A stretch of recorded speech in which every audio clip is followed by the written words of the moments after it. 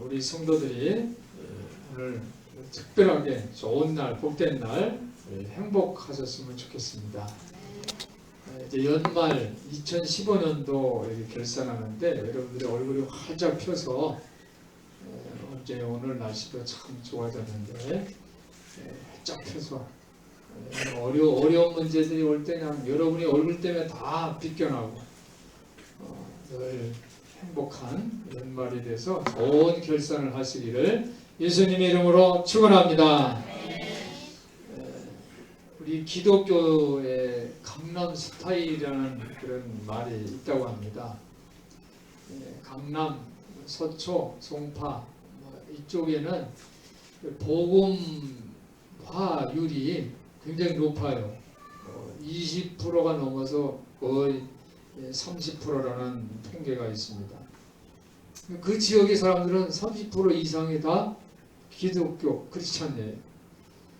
그리고 그래서 그런지 그 지역의 교회들은 다 부흥이 되고 교회 규모도 거대하고 웅장합니다. 화려하죠.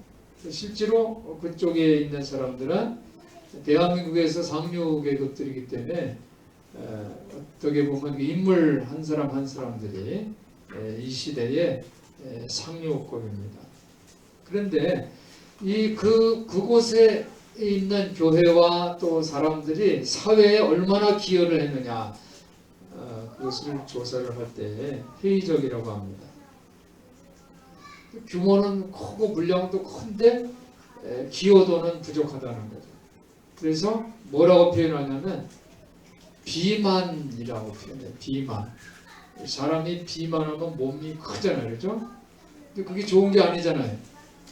비만한 건 안 좋잖아요. 왜냐하면 비만한 사람들이 병도 잘 걸리고 약하잖아요. 그래서 교회가 비만할 것이 아니라 성장해야 된다는 거죠. 비만이 아니라 성장을 해야 된다. 그런 얘기들을 이제 하고 있습니다. 교회가 이 세상을 가슴을 뛰게 하는 그런 모습이 뭘까? 세상 사람들이 교회를 보면 막 가슴이 막 뛰고 그런 모습은 어떤 모습일까? 한번 이 시간 여러분들이 생각해 보시기를 바랍니다. 오늘 또 예배 끝나면 우리가 2016년도 비전 축제를 이제 하려고 하는데 비전 축제란 말이에요. 가슴이 뛰어야 돼요. 어떻게 하면 가슴이 뛸까? 어떤 사람이 결혼을 했는데요. 임신을 했어요. 임신. 근데 임신을 바로 한 게 아니라 참 힘들게 임신을 했어요. 그 배가 막 불러오는 거예요. 그래가지고 조화가 입덧도 하고 막 이제 좋아요. 그래서 배가 어느 정도 부른 다음에 이제 병원에 가서 아기가 건강한가 하고 이제 진찰을 했는데 의사가 하는 말이 임신이 아니에요. 배도 불렀는데 입덧도 하는데 임신이 아니래요. 아니 저는 입덧하는데요. 이렇게 하니까 의사가 당신은 임신이 아닙니다. 이렇게 얘기해요. 아니 설명을 해주세요. 왜 이게 그 배도 불렀는데 그럼 이거 뭐예요? 그러니까 이제 의사가 얘기가 태반은 있는데 태반도 생겨서 배도 부르고 하는데 그 안에 생명이 없다는 거예요. 생명이 없대요. 예를 들면 이런 거죠. 그러니까 그래도 이해가 안 되잖아요. 저는 실제로 배 부르고 하고 했는데 집을 졌어요. 집을 짓고 냉장고도 갖다 놓고 침대도 갖다 놓고 소파도 책상도 또 가전제품 다 갖다 놨는데 그 안에 주인이 없는 거나 마찬가지예요. 주인이 없다는 거예요. 그것을 쓸 사람이 없는 거예요. 생명체가 없는 거예요. 그래서 당신은 임신이 아닙니다. 그러니까 교회가요. 비만에서는 생명체를 만들 수가 없다는 거예요. 교회 안에 생명체와 같은 빛과 소금의 직분을 감당하는 그러한 성숙한 성도들이 있어야지 교회가 살아있는 모습이고 가슴을 뛰게 하는 은혜로운 모습인 줄 믿습니다. 그래서 저는 성숙한 성도, 내년에 표어가 좋은 교회 성숙한 성도가 되자, 이런 표어거든요. 한번 따라해 보실까요? 좋은 교회 성숙한 성도가 되자. 좋은 교회 성숙한 성도가 될 줄 믿습니다. 성숙한 성도들은 기본 생활을 해야 돼요. 그게 네 가지가 있어요. 네 가지. 기본 생활. 첫 번째로는 예배 생활이에요. 한번 따라해보세요. 예배 생활. 두 번째로는 전도 생활이에요. 따라해보세요. 전도 생활. 예배 생활과 전도 생활이 있어야 돼요. 그러니까 우리가 하나님 앞에 이 예배를 드리는 것은 성도들의 기본 의미예요. 맞죠? 그렇죠? 하나님 앞에 예배드리는 기본이죠. 하나님께 영광 돌리고. 그리고 전도 생활이 있는데, 이 전도 생활은 뭐냐면은 영적으로 내가 가장 충만할 때 이루어지는 거예요. 내가 영적으로 충만하지 못하면 전도가 안 돼요. 그렇잖아요. 교회 가자. 예수 믿으세요. 그러면 뭐래? 가슴이 뛰질 않는데, 그 사람을 보면 그 사람이 영적으로 충만한 모습이 보이지 않는데 뭐라고 합니까? 당신이 나가세요. 안 가요. 그러나 내가 영적으로 충만하면 교회 가자 하면 따라오게 돼 있어요. 이것을 믿으시기 바랍니다. 세 번째로는 한번 따라해보세요. 헌신생활. 그리고 네 번째로는 기도생활. 한번 따라해보세요. 기도생활. 헌신생활과 기도생활. 첫 번째로는 예배생활. 두 번째로는 전도생활. 또 세 번째로는 헌신생활. 네 번째로는 기도생활. 헌신은요, 내가 하나님 앞에 내가 은혜 받았어요. 그래서 은혜를 갚으려고 하는 모습이에요. 내가 하나님 앞에 은혜를 받지 못했으면 헌신할 수가 없어요. 헌신하지 않는 사람들은 하나님의 은혜를 모르는 사람들이에요. 우리 성도들이 하나님의 은혜를 받으시기를 주님의 이름으로 축원합니다. 이미 받았죠. 하나님 은혜를 주셨는데 내가 깨닫지 못하고 그런 분들이 있어요. 은혜를 받았으면 헌신해야 될 줄 믿습니다. 그리고 네 번째, 기도는요, 하나님과 교제하는 통로예요. 기도는 호흡이에요. 호흡. 여러분, 호흡이 그치면 어떻게 돼요? 사망하는 거죠. 죽는 거죠. 그래서 우리가 신앙생활할 때 늘 기도해야 돼요. 기도할 때 내가 죽지 않고 살아날 수 있음을 믿으시기를 바랍니다. 그래서 오늘은 이 기도에 대해서 말씀을 드리고 싶어요. 내가 기도할 때 행복하게 살 수 있음을 믿으시기 바랍니다. 오늘 좋은 날입니다. 내가 기도하니까 좋은 날이에요. 오늘 복된 날에 내가 기도하니까 복된 날이 되는 거예요. 할렐루야. 그래서 성경에서는 항상 쉬지 말고 기도하고 범사에 기도해라. 이 이유는 이것이 바로 내가 행복하게 살 수 있는, 내 인생에 성공할 수 있는 비결이기 때문에 그런 거예요. 우리 성도들이 쉬지 말고 기도하고 항상 기도하시기를 예수님의 이름으로 부탁을 드립니다. 한번 따라해 보시기 바랍니다. 매일 기도. 여러분 매일매일 기도하시기를 바랍니다. 내가 매일 기도할 때 행복한 사람이 되고, 내가 매일 기도할 때 내 인생이 풍성한 인생이 되는 거예요. 그런데 기도를 매일 기도하는데 어떻게 기도하냐면 바르게 기도해요. 바르게. 한번 따라해 보세요. 바르게 기도하자. 어떻게 하는 것이 바르게 기도할까? 내 육신이 평안하게 해주세요. 나 힘들지 않고 그냥 편안하게 인생을 살게 해주세요. 이거는 바르게 기도하는 게 아니에요. 어떻게 하는 것이 바른 기도일까? 하나님의 기준이 있어요. 성경에 보니까 바르게 기도하는 사람인데 모세입니다. 모세는 하나님 앞에 바르게 기도한 사람이에요. 모세가 어떻게 기도합니까? 하나님이 이스라엘 백성들을 보니까 이스라엘 백성들한테 은혜를 주었는데, 이스라엘 백성 은혜를 어떤 은혜를 줍니까? 애굽에서 노예 생활합니까? 해요. 인간 대접을 받지 못하고 살고 있어요. 근데 하나님이 그들을 구원해 주셨어요. 출애굽을 시켜주셨어요. 얼마나 큰 은혜입니까? 홍해를 건너지 못하는 것을 홍해를 갈라서 건너게 하시고, 광야에서 헤매고 방황할 때 불기둥 구름기둥을 예비하셔서 인도해 주셨어요. 얼마나 은혜를 받았어요. 은혜를 받았으면 어떻게 해야 돼요? 헌신을 해야 되는데 이스라엘 백성들은 헌신을 하지 않고 어떻게 합니까? 불평하고 불만하고 그래요. 아까 우리 이예순 집사님의 성시 낭독을 할 때, 그렇죠? 어떤 사람, 교회는 다양한 사람들이 있다고 그래요. 자기 주장이 강한 사람, 나는 그냥 나한테 신세도 안 주고 나는 그냥 나 혼자만, 그런 사람이 있지만 아무 소리 없이 어떻게 해요? 다른 사람을 소진하는 사람이 있다고 했어요. 이스라엘 백성들은 불평하고 불만했어요. 그러니까 하나님이 어떻게 합니까? 은혜를 모르는 놈, 배은망덕한 이 백성을 내가 어떻게 해요? 다 진멸해서 없애버리겠다고 했어요. 그걸 모세에게 얘기를 했어요. 그랬더니 모세가 어떻게 합니까? 하나님 앞에 기도합니다. 이 기도는 무슨 기도예요? 한번 따라해요. 중보기도.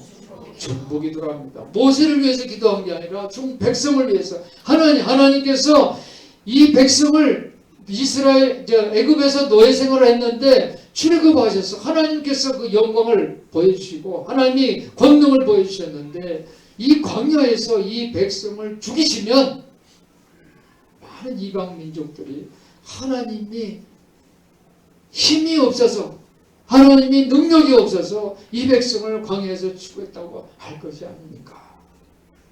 하나님 기회를 주세요. 이 백성을 살려주세요. 기도합니다. 그 기도가 응답된 줄 믿습니다. 모세의 기도가 성공한 이야기예요. 모세의 기도는 하나님 이 백성을 살려달라고, 하나님 명성을 위해서도 살려달라고 이렇게 남들을 위해서 기도했어요. 기도할 때 그 기도를 하나님이 들으셨어요. 그러니까 중보 기도는 자신이 아니라 남을 위해서 기도하는 거예요. 그러니까 중보 기도는 어떤 그 사람의 필요를 넘어서 하나님께서 그 사람을 위해서 이루어질 것을 간구하는 기도가 중보기도인 줄 믿습니다. 우리 성도들이 중보기도의 사람들 되시기를 예수님 이름으로 축원합니다. 그렇게 할 때 중보기도 하는 사람의 능력을 주시고 권능을 주시고 또 필요한 것을 채워주실 줄 믿습니다. 기도에는 두 가지가 있어요. 두 가지. 첫 번째로는 사적인 기도가 있어요. 둘째는 공동체적인 기도가 있어요. 이 사적인 기도는 뭐냐면 마태복음 6장 6절에 보니까 너희가 기도할 때에 골방에 들어가서 기도하라 그래서 여러분 사적인 기도는 은밀한 기도예요. 사적인 기도는 어떤 기도라고요? 은밀하게. 은밀한 기도는 뭐예요? 은밀한 기도는 다른 사람이 알지 못하게 기도하는 게 은밀한 기도예요.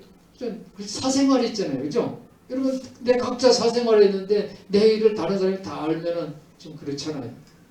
그러니까 사적인 기도는 은밀하게 하나님 앞에 기도하는 거예요. 근데 하나님 앞에 은밀하게 기도하는데 기도의 대상이 하나님 나의 아버지. 그러니까 내가 뭐가 필요한지 내가 뭐 때문에 힘들고 고통스럽고 견딜 수 없는 그런 아픔이 아파하는지 하나님은 아버지이기 때문에 다 아시는 거예요. 하나님께서는 우리를 이렇게 불러주십니다. 베드로전서 2장 9절에 보니까 우리는 그분의 택하신 족속이고 왕같은 제사장 거룩한 나라요 그의 소유된 백성이라고 불러주십니다. 그렇기 때문에 나는 하나님께 아버지라고 부를 수가 있어요. 우리가 사적으로 기도하면서 하나님 아버지께 기도하고 응답받으시기를 예수님의 이름으로 축원합니다. 두 번째로는 공동체적인 기도예요. 공적인 기도죠. 이 공적인 기도는 뭐냐면 나를 위해서 하는 것이 아니라 다른 사람을 위해 기도하는 중보기도예요. 그래서 힘들고 어렵고 소외된 사람 그리고 아픔을 당하는 박해를 받는 사람들을 위해서 기도해 주시기를 예수님의 이름으로 부탁드립니다. 특별히 연말연시 우리는 결산을 하는데 나 자신만 바라볼 것이 아니라 어려운 사람들, 이웃을 위해서 여러분 중보기도하는 그러한 좋은 결산을 하시기를 예수님의 이름으로 부탁을 드립니다. 초대교회에서는요. 그래서 이 공동체적인 기도에서 가르친 것이 뭐냐면 다른 사람들이 질병을 고쳐달라는 그 아픔을 위해서 남들의 질병을 위해서 기도하라고 초대교회는 가르쳤어요. 야고보서 5장 14절 보니까 야고보 사도가 이렇게 얘기를 합니다. 여러분 중에 질병 있는 사람들이 있으면 교회 장로를 불러서 기도를 부탁하세요. 장로들의 의인의 기도는 역사하는 힘이 많습니다. 이렇게 교회의 지도자들에게 아픈 사람을 찾아가서 기도하라고 그렇게 가르쳤어요. 의인의 간구는 역사하는 힘이 많음을 믿으시길 바랍니다. 한번 따라해요. 의인의 간구는 역사하는 힘이 많습니다. 믿습니까? 네, 여러분들이 아픈 사람들을 찾아가 그들을 위해서 기도할 때 하나님께서 그 기도를 들어주실 줄 믿습니다. 그래서 이 기도하는 그 사람들이 관심이 중요해요. 내가 뭐 어떤 관심이 있는가? 근데 믿음으로 기도할 때 그 기도를 들어주세요.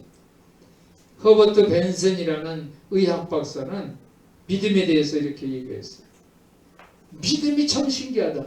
내가 의학 박사인데, 의학은 하나의 과학 아닙니까? 의학 박사인데 이 믿음이 있는 사람들은 참 신기하다. 환자들 중에 믿음이 있는 사람들하고 믿음이 없는 사람들하고 통계를 다르다는 거예요. 그래서 그 믿음이 의학적으로 효능이 있다고 발표를 했어요. 논문을 썼어요. 그 내용이 보면 믿음은 두통을 없애준대. 협심증을 제거한다. 그랬어요. 협심증. 그죠? 적극적으로 믿음이 있는 사람들은 80%의 협심증 환자를 고쳤다. 이렇게 자료에서 나왔어요.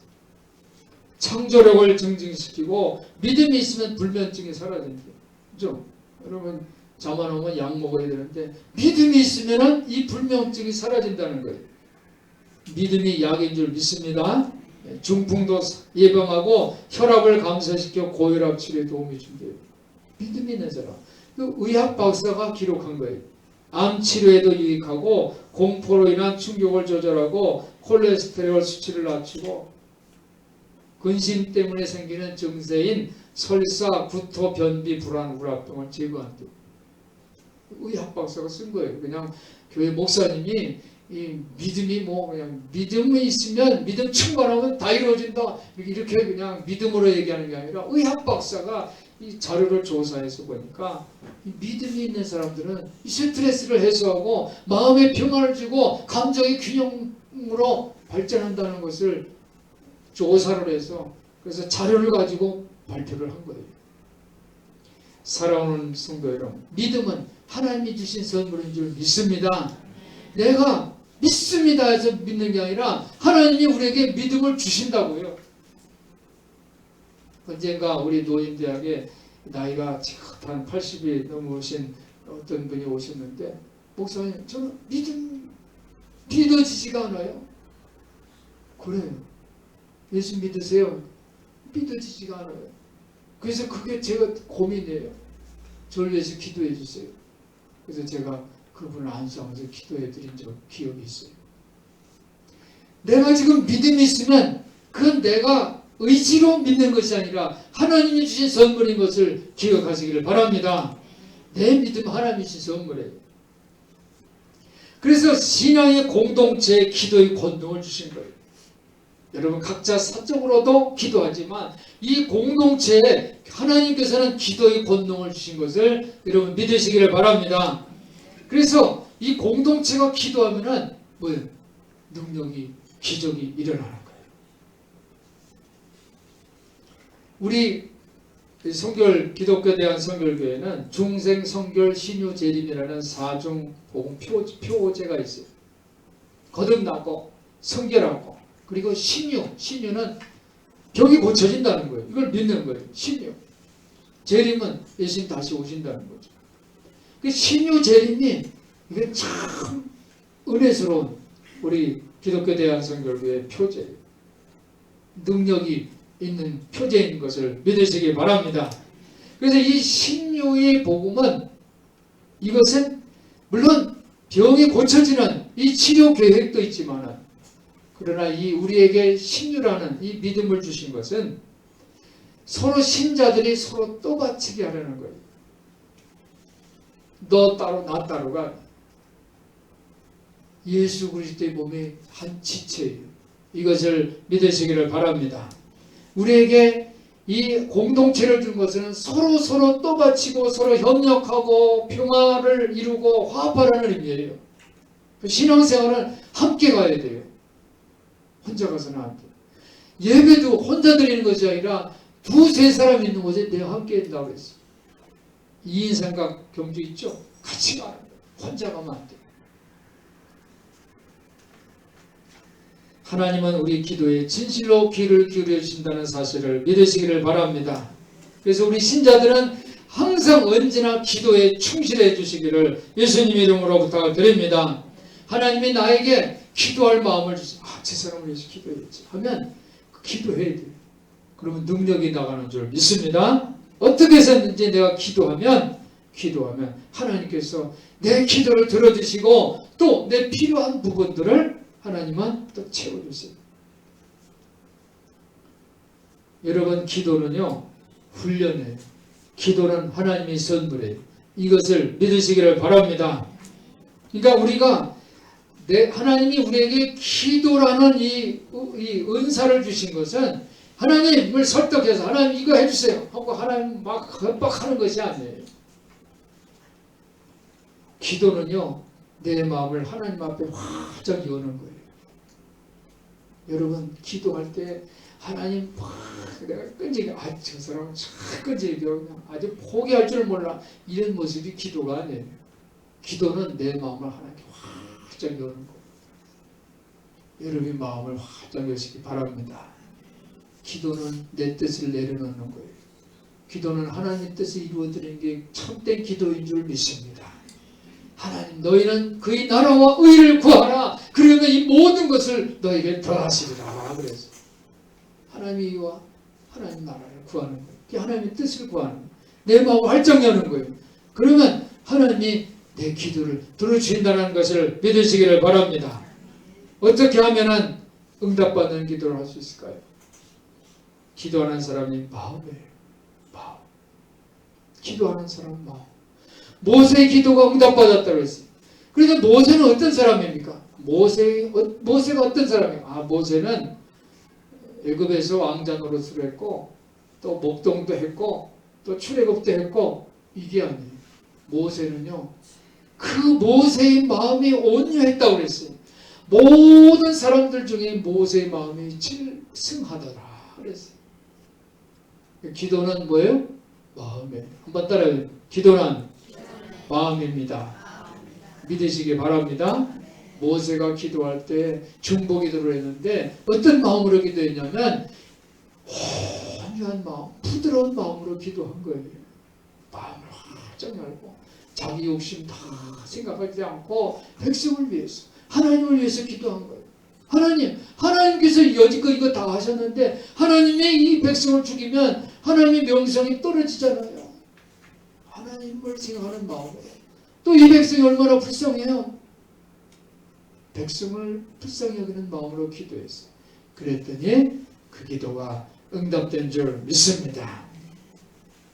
사랑하는 성도 여러분 기도할 때 너그러운 마음을 가지시기를 예수님의 이름으로 부탁을 드립니다. 초대교회는 그걸 가르쳤어요. 너희는 기도할 때 너그러운 마음으로 기도하라.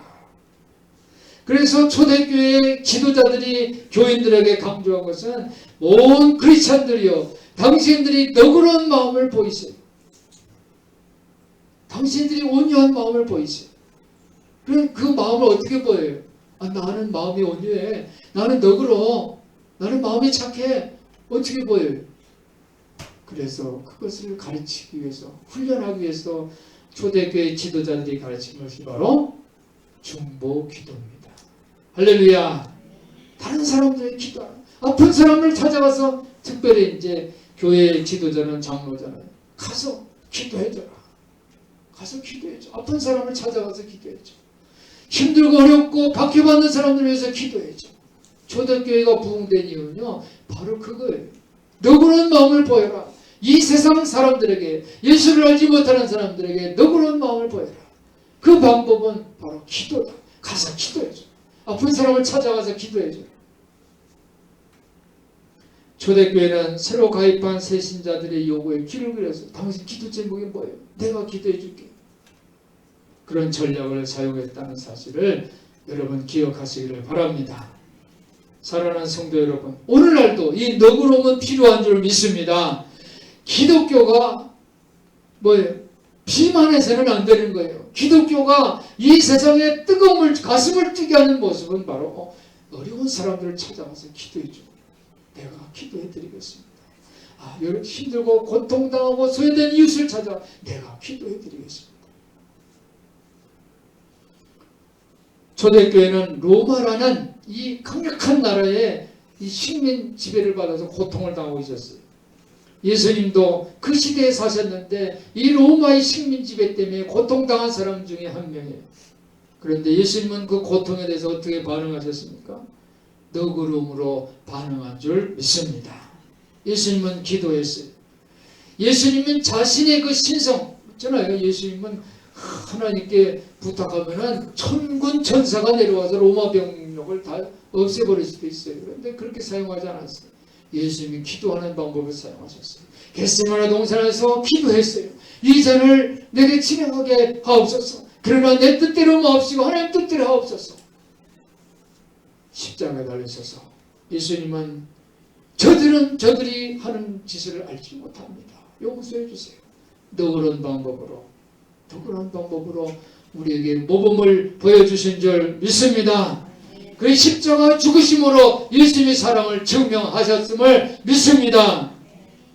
사도 바울도 예수님의 그 모습을 보면서 그런 전략을 사용합니다.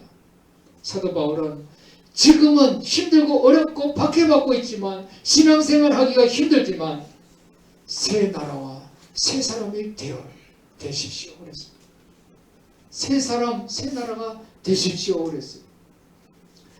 새 사람, 새 나라는 예수 그리스도의 형성된 나라인 줄 믿습니다. 그래서 바울은 유대인과 그리스도인, 자유인과 종이나 남자나 여자 아무런 차별이 없는 공동체를 만들기를 원했어요. 바로 이 새 나라와 새 사람은 어떤 사람입니까? 그것은 바로 다른 사람의 필요에 귀를 기울이는 사람들이에요. 그것이 바로 중보기도인 줄 믿습니다. 사도 바울은 오늘 성경에서 5절에 이렇게 말을 합니다. 너희 관용을 모든 사람에게 알게 하라. 주께서 가까우시니라. 너희 부드러움을 모든 사람에게 알게 하라는 거예요. 너희가 중보기도의 사람이 되게 하라는 거예요. 그 이유는 바로 주님께서 가까이 오신다는 거예요. 누가 어떤 행사 날짜가 가까이 오면 어떻게 해요? 리허설을 하고 준비하잖아요. 그렇죠? 메뉴를 다 점검하잖아요. 다 장치가 제대로 되고 있는가 다 준비하잖아요. 가까이 오면 준비하는 거예요. 주님께서 가까이 오시기 때문에 우리는 너그러움을 보여야 할 줄 믿습니다. 그것이 바로 중보기도 사역인 줄 믿습니다. 사도 바울은 자기의 죽음을 차분히 바라보면서 이 세상에서 내가 더 살아서 보람 있는 일을 할 것인가 아니면 내가 죽어서 예수님 만날 것인가 어느 편이 나은지 바울은 모르지만 그러나 바울은 이렇게 고백합니다. 예수님이 고난에 남은 그 고난을 나는 채우겠다. 예수님이 죽으심을 본받고 싶다. 이렇게 고백을 했습니다. 사랑하는 성도 여러분, 주님께서 가까이 오십니다. 주님께서 가까이 오십니다. 이것은 사도 바울의 중요한 가르침이에요. 예수님이 가까이 오신다는 거예요. 그렇기 때문에 우리는 더욱더 힘써 기도해야 할 줄 믿습니다. 매일 기도는 주님을 기다리는 성도들이 귀한 모습이에요. 한번 다시 따라해 보시고 매일 기도 우리 성도들이 매일매일 기도하시기를 바랍니다. 주님이 가까이 오시면 바로 주님께서 계속적으로 우리와 함께 임재하시고 동행하신다는 약속이에요. 원래 성경은 6절에 보니까 아무것도 염려하지 말고 오직 모든 일에 기도와 간구로 너희 구할 것을 감사함으로 하나님께 아뢰라. 이렇게 명령하고 가르치고 있습니다. 7절 그리하면 모든 지각에 뛰어난 하나님의 평강이 그리스도 예수 안에서 너희 마음과 생각을 지키시리라 말씀하십니다. 이 말씀을 받으시고 마음에 새기시고 중보기도 사람들 되시기를 예수님의 이름으로 축원합니다. 축원합니다. 기도하겠습니다. 하나님 아버지 우리가 중보기도의 사람들이 되게 하여 주시옵소서. 우리 큰사랑교회 모든 성도들이 기도를 통해서 이 세상 사람들에게 온유함과 너그러움을 보여줄 수 있도록 도와주시옵소서. 우리 주 예수